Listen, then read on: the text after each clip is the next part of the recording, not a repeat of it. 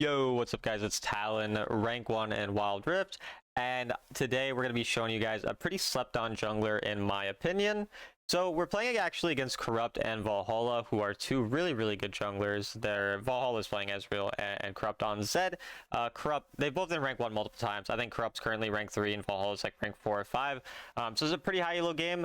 And yeah, we're going to be talking about Jarvan in this game. So to me, what makes a jungler really good for solo queue is typically, or at least the best archetype of champion, are bruisers with good clear speed who have good ganking potential and can still scale pretty well and kind of deal damage throughout the game. And Jarvan fits all those things. He has a really solid clear speed because his third ability's level, or his third ability attack speed bonus makes your clear speed pretty good when you don't accidentally do what I just did there with my first ability and drag too far. He's overall got really good ganking. He can gank before level 5, and he's also really good at ganking on level 5. He's good for diving. He has good mobility. He does good damage, and he has good build diversity as well. Typically, the build I'll go for is a Trinity Force. I'll go for Boots of Dynaism, then Trinity Force, and then Heartsteel, and then full tank after that. But if the enemy have really squishy comp, I'll go for Youmuu's, or I'll go for Pen Boots still, Boots of Dynaism, then Youmuu's, and then for the Trinity, and then tank build after that. No Heartsteel in that build, just other tank items, whatever fits the game. And that typically works really well. So for me, Jarvan just does all these things really well. He's very consistent. And again, anytime you see a gank opportunity, it's really easy. Like these types of champions who can just easily get those ganks off, like you see here, it's just really easy, right? Whereas if, say, I'm playing a late game jungle who doesn't really have good clear speed or doesn't have good ganking early, it's hard for me to generally find a lot of value in the early game, which means a lot of times I'm at the mercy of my teammates. But a champion like Jarvan's not really, that's not true. You can make plays early game. You can do a lot and then still scale up really well, especially with this Heartsteel build. And so here, just again, talking about the pathing, I wanted to talk about the champion initially. Talking about my initial pathing, I started blue side because I know that Zed almost always starts blue side. I wanted to be opposite side of Zed for a couple of reasons. The first reason was Garen and Gragas were top side. They're hard to gank. They're not really going to probably result in a kill early, so I didn't need to gank them. And then second of all, being opposite of Zed means I have extra time to stick around for a possible gank and find what I can out of that. So I had a couple of reasons that I wanted to stay around there, probably get a bigger early advantage compared to Zed, who's going to have a harder time ganking a Gragas than I am going to have ganking an Ezreal and a Lux and all that. So those are kind of the main reasons why we did that. And then here I'm trying to see, will Garen go to the turret, just kind of sitting around here, because again, I know Zed's not around. And so we do end up finding the gank onto the Garen, but he's just too tanky for me to kill. I was thinking about ulting him. I didn't think that I'd actually be able to kill him because the Gragas was pretty far away. So it's not really the end of the world.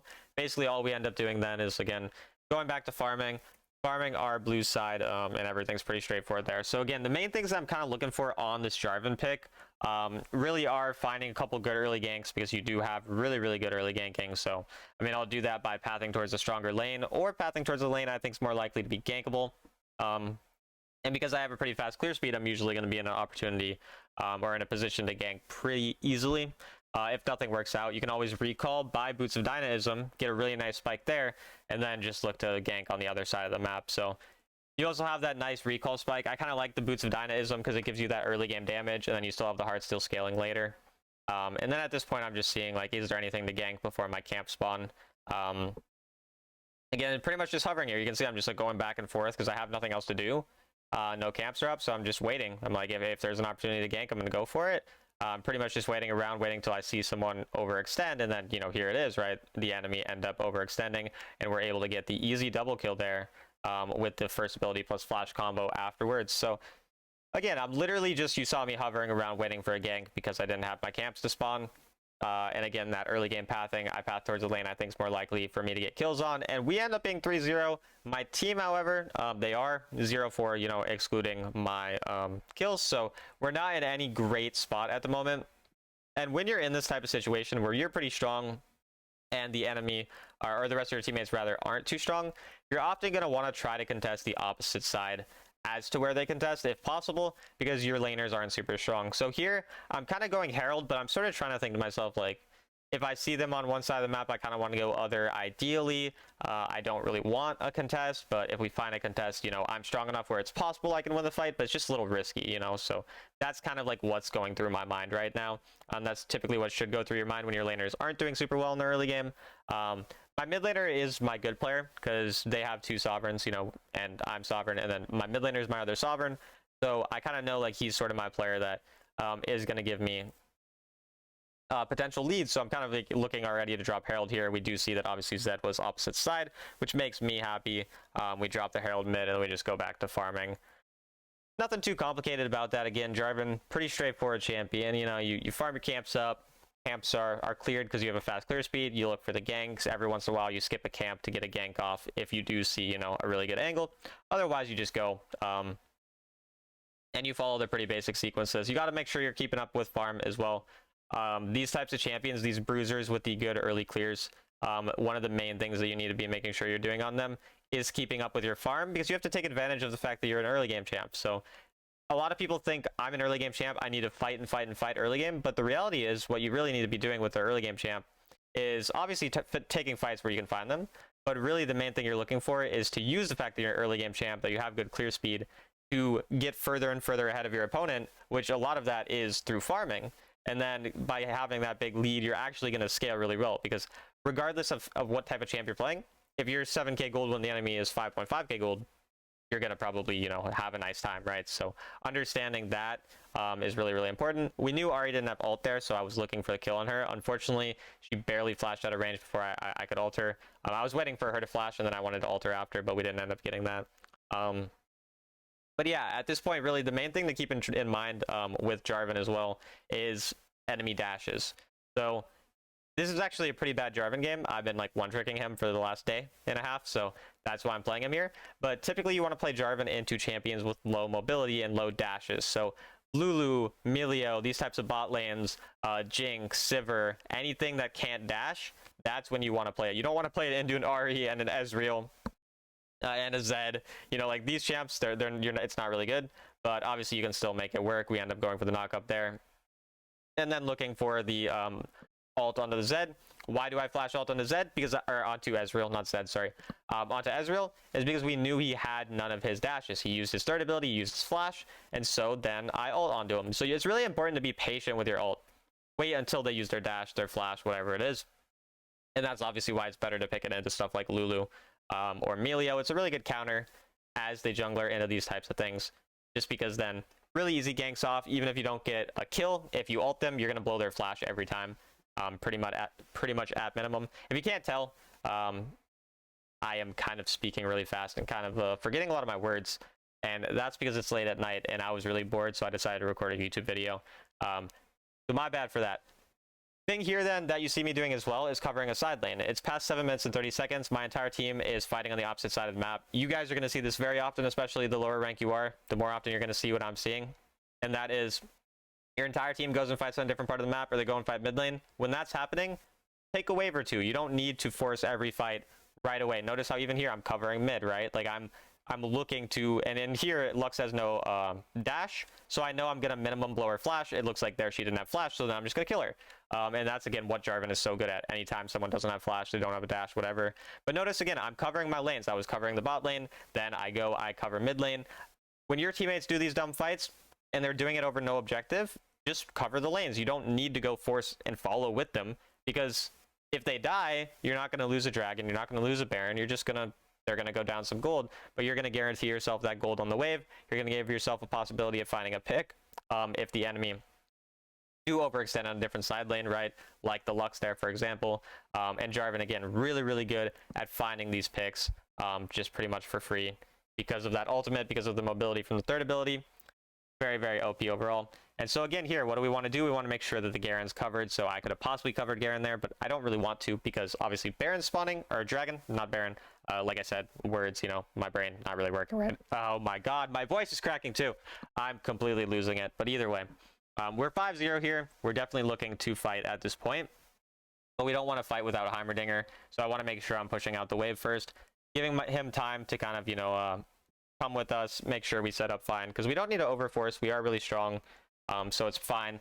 We do see Garen on the Heimer, so at this point it's just pretty much a 4v4, and then I don't think Zed even ends up contesting fully. If I remember correctly, I forget exactly what ends up happening here. But yeah, they kind of end up contesting, so we just have to back off. Not really the end of the world. We're kind of, again, just trying to be patient, wait for our team. We don't need to overforce the fight until our team actually gets there. And then Gragas does get the funny steal. But yeah, like, you can just see the patience there. I'm waiting until my team's actually in a position to follow up, and then I just ult onto 2 people. I blow their flashes, I blow their dash, I blow everything, and then Jinx gets the resets, and it's pretty much, you know, an easy fight from there. So really the main thing that you notice there is just the patience, right? Like, I knew my Heimerdinger was topside initially, so I didn't want to force the fight until Garen was there. And then I knew my team still wasn't in a position when the Zed started contesting the dragon, so I gave up the dragon. Luckily, Gragas stole it, but that didn't really matter for the fight. Like, we would have won the fight anyway. And then I go in once my team's in a position to follow up. We get the 2-man ultimate again, we blow their flashes and the dashes, so then they're really easy for my team to chase down afterwards. And I do all that while my voice is cracking 24/7 every time I try to say words, because apparently it's really hard to talk at 1 a.m. I don't know. It's just something I'm learning recently. But yeah, at this point, we just go back to farming, and now we're waiting for kind of the really important timer, where now we do have to start fighting with our teammates when they take dumb fights, and that's the Baron. When you hit that 12-minute mark, it's something I talk about a lot as a jungler.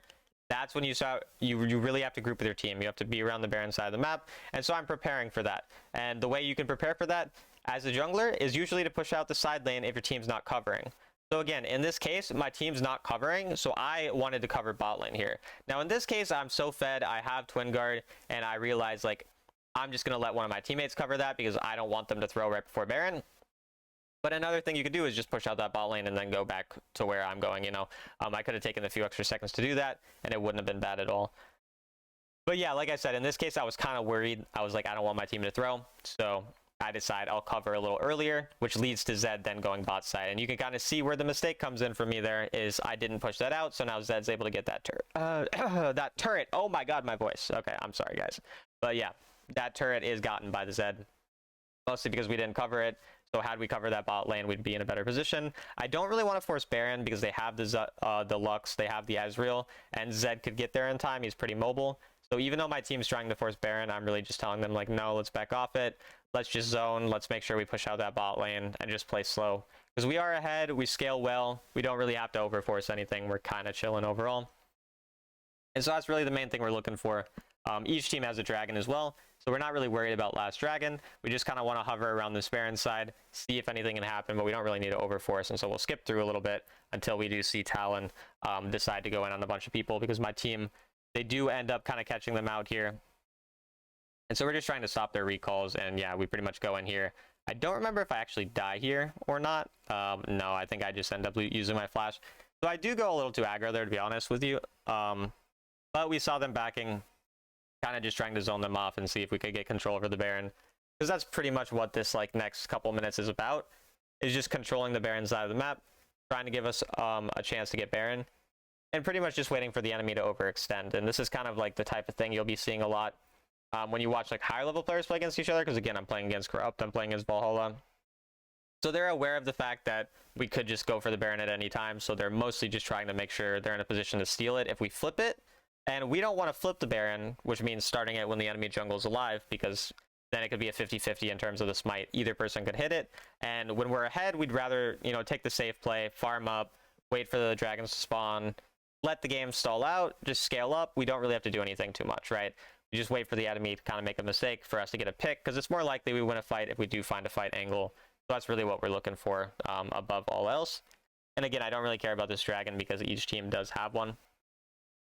So again, I'm always hovering this Baron side, right? Like, you see me just constantly on the Baron side of the map, rather than worrying about that dragon. And that means the enemy have to come to us, and then it makes it more likely for us to find a pick, because the enemy have to walk into us, where we have vision, where we have control of the bushes, all those types of things. So that's really the main thing that we're kind of looking for. I'm not even worried about that dragon. You see, I'm just farming. I don't care about it. It doesn't matter. My teammate's trying to ping it because he's bad in low elo. I don't care about the low elo players. I'm not going to listen to what they tell me, and you shouldn't either. Because they're almost always wrong. That's kind of, you know, the main thing to keep in mind. So again, we literally are just hovering mid, taking control of this mid wave, making sure we have it pushed first, because it gives us complete access into the objectives. And then Zed ends up being here. So we're just kind of marking him on the flank, making sure that he's zoned off. Because if the Zed can't really get onto our team, they're probably going to be able to do something good like this that we see the Jinx doing, because that is kind of the main threat to the rest of my team. Shout out to Jinx for the nice kill there. And so now we want to start to zone the Baron, or to do the Baron, but we need to find Zed because Zed could steal at any point. And so you're going to see me kind of looking for Zed. Like, my main goal here is just to find Zed.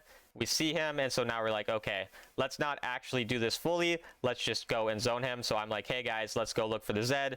Make sure he can't actually come to the Baron or whatever. And then my team's like, hey Talon, shut up. We're just going to flip it. But I'm the GOAT, so I hit the smite. I know, you guys are impressed. You're like, whoa, Talon's so cool. I agree. I think I'm really cool as well.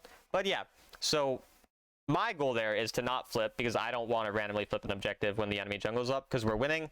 No reason to do that. My team had different plans. Luckily, it worked out. But that is typically what you want to be trying to do, is just zone the enemy from the Baron rather than just flipping it for no reason. Now, if we were behind like 5,000 gold and then we killed one of the enemy, that would be the situation where you would want to flip it because you're probably going to lose the longer the game goes on. So you got to take advantage of any opportunity you have to get a Baron, to get an Elder, that type of thing. But again, in this situation, that's not the case. We have plenty of opportunities to win the game, so we don't need to overforce. And then here, I'm just split pushing again. I don't care about that dragon. Each team has a dragon. I'm just using the Baron to push. I'm trying to get the waves up so that we can get a turret or anything like that out of it. I literally don't care about the dragon. Gragas, he really, really likes the dragons for whatever reason. And so now we're just looking for the fight, pretty much. The enemy do go pretty deep in, so we decided to go onto the Ahri, get the kill on her, and then we're just prioritizing the mid turret, making sure we can get those inhibs so that the enemy obviously just have a lot more pressure kind of on them after that. So that's what we do. We end up ulting Ezreal because we saw Ezreal use his dash, and he flashed forward for some reason after that. I don't know why. But again, I'm just keeping track of those dashes. That's usually what I'm looking at when I determine when to use my ultimate. And so that's the main reason we ulted onto Ezreal. And yeah, he flashed forward for some reason. So now again, we just push the turrets. You can see how much I'm prioritizing turrets with this Baron over like the objectives, over the fighting. You can see pretty much the entire game. I prioritize waves, I prioritize farming, making sure I'm strong. And then the times where, again, I am more fight focused is when the Baron's up. When there's a key objective that really matters, you saw kind of the difference in the game. It's like most of the game, I'm looking for farm. I'm looking for, you know, ganks if they're easy, but I'm not doing anything crazy. And then the difference is, when am I looking for fights constantly? That's right around the Baron, where we're just zoning until we find something. My teammate gets a nice kill there, and so we're able to easily get the Elder Dragon here as the Garen is on the inhib. But now we can just use the Elder to get the Baron pretty easily, as you kind of see here. The enemy, you know, at this point are kind of not able to do too much. One of my teammates does get caught on bot lane though, so we kind of have to stall out. It kind of does take a little bit longer to end this one, and so I grabbed the TP after I recall to again try to take advantage of the fact that we have the Elder and the Baron. I want to make sure I make as much use of this time, but I wanted to make sure I had enough health as well.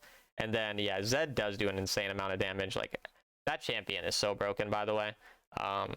So we do kind of have it, you know, it gets pretty messy. Our Thresh gets caught. I don't remember if he dies. I don't remember. Maybe I die here. Low-key don't remember exactly what happens. But yeah, it's pretty messy. So we kind of just end up fighting too much here. And I think Zed ult already comes back off cooldown because that cooldown is kind of absurd. Yeah, and so then I end up dying there. Wait, I live. Never mind. I'm the GOAT. I would never die. Dying's for losers. As you can tell, again, my brain is going all over the place. I got to record a lot of videos so that they come out when my wisdom teeth are out, because I'm not going to be able to talk for a little bit. So I'm kind of spam recording videos as well. Anytime that I'm bored, I want to record a video. So, you know, if you guys want to like the video, that'd be cool. You can like it for my wisdom teeth. It'll make me happy maybe to see a lot of likes on a video when I'm loopy, because that's when this video will come out. It's probably around that time. I'm just rambling at this point as you guys watch us kind of finish the game. Again, we're mostly just trying to push out the side lanes, play patient, not overthrow or overforce anything. I say as my teammate goes in and dies for no reason. And then here I just go on the turret, because I know at this point they can't really kill me. I have Heartsteel. So I'm just going to go get the turret, make sure we have that constant pressure from the inhib being down. And then again, it's just patience. Like, we don't need to overforce with the end. I randomly hit a blast cone for fun because I got bored. And yeah, we're just waiting for the objectives. There's a minute and a half until any objective spawns, so even if we do die at this time, it doesn't matter too much because our death timers are like 45-50 seconds at this point. So as long as we don't die when there's an objective spawning in 50 seconds, we're fine. And yeah, we just pretty much, again, constantly push these waves. Try to have pressure on the turrets. when the inhibs do respawn, and just play mostly to kill those when possible. The only problem here is that Zed is absurdly strong, and he has a bunch of gold, so he can one-shot even our tanks at this point. So we have to be careful of that, but as long as, you know, we don't all die to him, we're mostly fine. So I'll just skip here until something actually ends up happening, which is right around this time where we do end up invading and looking for some type of fight. I do get the Lux, but I don't get out because I get charmed.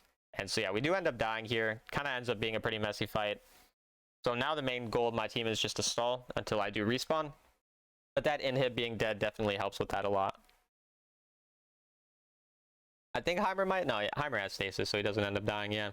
But yeah, it ends up being pretty messy, kind of 50-50, but just me and Lux die and nobody else. And yeah, we're just stalling at this point, waiting for the next objective to spawn, and then pretty much looking for a fight around there.